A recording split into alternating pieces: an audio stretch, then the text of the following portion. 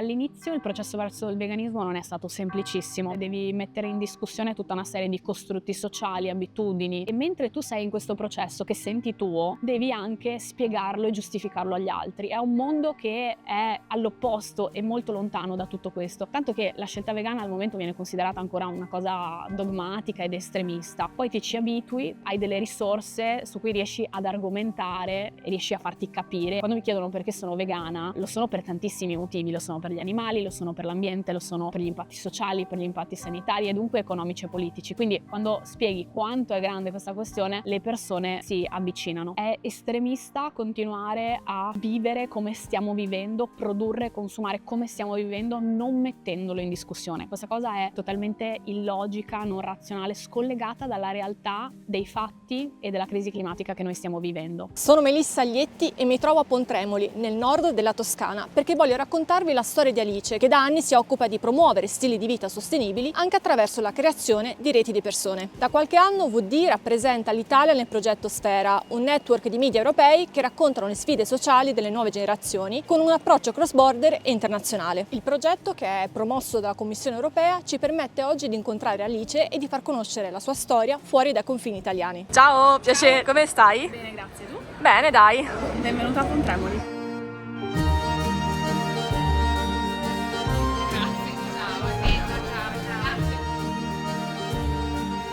Sono Alice, ho 33 anni e lavoro come content creator e formatrice sulle tematiche della sostenibilità. Vivo a Pontremoli da 1 anno e mezzo, ho deciso di tornare a una dimensione più interna, rurale, e ho deciso di farlo perché non immaginavo più la mia vita in viaggio in una grande città e volevo sentirmi parte di una comunità o un territorio. È come se qui io sentissi che il mio sistema nervoso va in pace. Conosco le persone, posso contare su di loro, posso lavorare concretamente sul mio territorio, quindi questo mi dà l'idea anche di essere una persona che riesce effettivamente a impattare sul luogo in cui vive e le persone che ha intorno. Perché noi siamo circondati da verde, qui non ti dimentichi che sei un qualcosa che fa parte di un qualcosa di più grande. Il ritorno a una dimensione più umana ha un impatto sull'ambiente, perché chiaramente qui i ritmi sono diversi, sei circondata dalla natura, quindi senti di farne parte, senti di avere un ruolo, non te ne puoi dimenticare, e questo mi porta inevitabilmente ad avere dei ritmi diversi, a fare scelte diverse, a collaborare con le persone, a sentire di far parte di un territorio in cui hai anche il dovere di dare qualcosa, non solo di prendere il bello e il buono. Com'era la mia vita prima di trasferirmi qua? Io vengo da un nord-est staccanovista, aziendalista, ho sempre lavorato tantissimo ed ero una persona che lavorava tanto perché voleva guadagnare tanto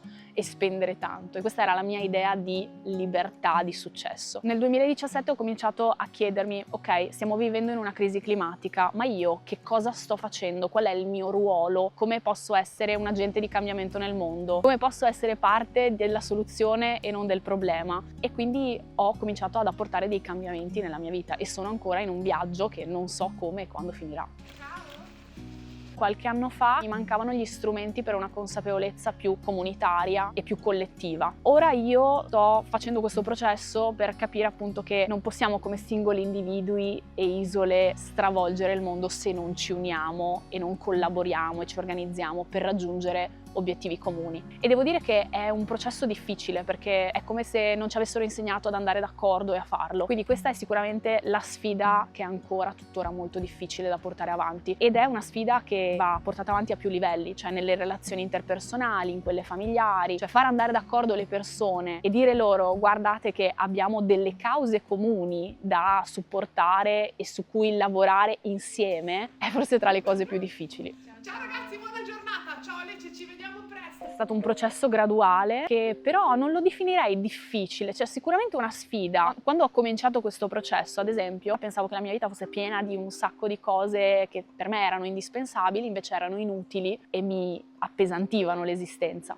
Ma devo dire, all'inizio il processo verso il veganismo non è stato semplicissimo, perché ovviamente devi mettere in discussione tutta una serie di costrutti sociali, abitudini, modi proprio di stare al mondo, e mentre tu sei in questo processo che senti tuo, devi anche spiegarlo e giustificarlo agli altri. È un mondo che è all'opposto e molto lontano da tutto questo, tanto che la scelta vegana al momento viene considerata ancora una cosa dogmatica ed estremista. Poi ti ci abitui, hai delle risorse su cui riesci ad argomentare spiegare e riesci a farti capire. Quando mi chiedono perché sono vegana, lo sono per tantissimi motivi, lo sono per gli animali, lo sono per l'ambiente, lo sono per gli impatti sociali, per gli impatti sanitari e dunque economici e politici. Quindi quando spieghi quanto è grande questa questione, le persone si avvicinano. È estremista continuare a vivere come stiamo vivendo, produrre e consumare come stiamo vivendo, non mettendolo in discussione. Questa cosa è totalmente illogica, non razionale, scollegata dalla realtà dei fatti e della crisi climatica che noi stiamo vivendo. Le persone che stanno facendo il meglio che possono per andare dalla parte opposta, essere degli agenti di cambiamento, non possono essere definite estremiste o dogmatiche. È un qualcosa che è controproducente per chiunque. Se guadagno 1.200 euro al mese, come faccio a essere sostenibile? La questione ambientale si collega alla questione di classe, alla questione economica, quindi al fatto che ovviamente per essere sostenibili dobbiamo essere messi nelle condizioni di poter essere sostenibili, quindi dobbiamo in primis avere un lavoro e uno stipendio e dei diritti che ci consentano di fare delle scelte più sostenibili. Il mio rapporto con il tutto intorno a me è completamente cambiato, perché io mi sento la responsabilità di essere un elemento che ha delle funzioni dentro a un ecosistema. Ti senti molto più legata alle reti della vita, dici se io non preservo tutto questo che ho intorno a me, tutto questo crollerà e io crollerò con lui. Ti arricchisce molto perché pensiamo di vivere come delle isole scollegate da tutto e questo comunque non dà ricchezza e abbondanza a quanto incredibile è l'esistenza su questo pianeta. C'è da chiedersi: io voglio continuare a essere parte del problema o voglio provare a essere parte della soluzione? Io faccio parte di un'associazione che si chiama Start Working Pontremoli, che è nata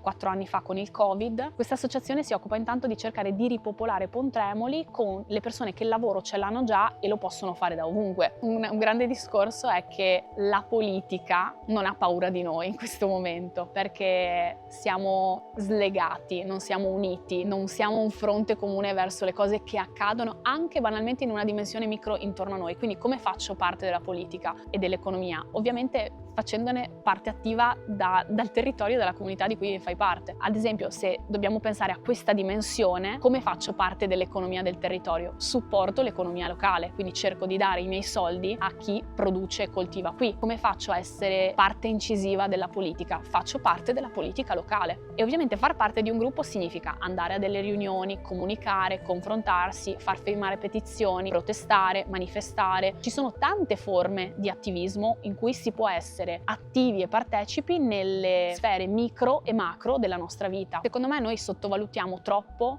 l'importanza e l'influenza che abbiamo nelle persone intorno a noi. Cioè nel momento in cui noi diventiamo degli agenti di cambiamento, le persone che ci ruotano intorno nella nostra sfera di influenzazione lo vedono. Solo dando l'esempio, le persone si sentono ispirate. Vivere una vita più sostenibile non significa fare una vita di stenti, rinunce, sacrifici, significa prendere coscienza dell'impatto che hanno le mie azioni, di non vivere in un modo prettamente egoistico dicendo questa cosa che faccio io la posso fare, è una mia decisione personale, riguarda solo me, non ha nessun impatto sugli altri. Non è così. La sostenibilità in realtà arricchisce tantissimo le nostre esistenze perché capiamo a che cosa vogliamo dare priorità e valore. Ad esempio quando parliamo di alimentazione, per esempio l'alimentazione vegana a me ha regalato tantissimo. Io prima non mangiavo in modo così nutriente, vario, colorato, agrobiodiverso, per cui le persone possono pensare quindi se tolgo i derivati animali non mi rimane niente. No, in realtà io ci ho guadagnato tantissimo e soprattutto in salute. Vamonos.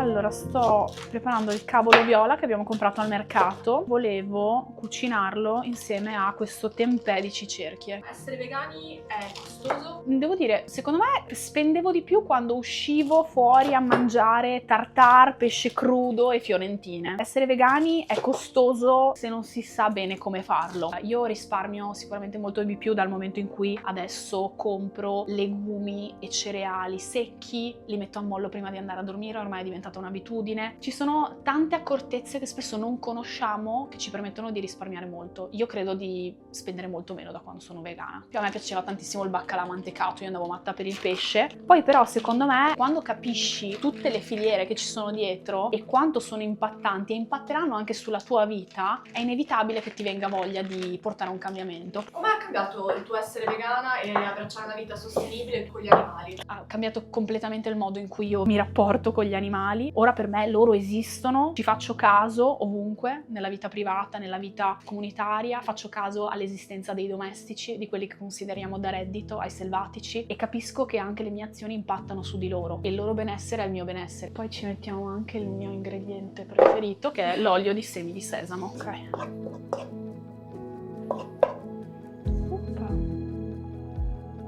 È la prima volta che faccio il tempeh di cicerchie. Me l'ha dato per la prima volta. La cosa interessante è che noi riusciamo a cambiare abitudine più velocemente di quanto crediamo. Crediamo di essere legatissimi a un certo tipo di cose, di non poterne mai fare a meno, ma non è vero. È proprio questione di abitudine sotto tanti punti di vista.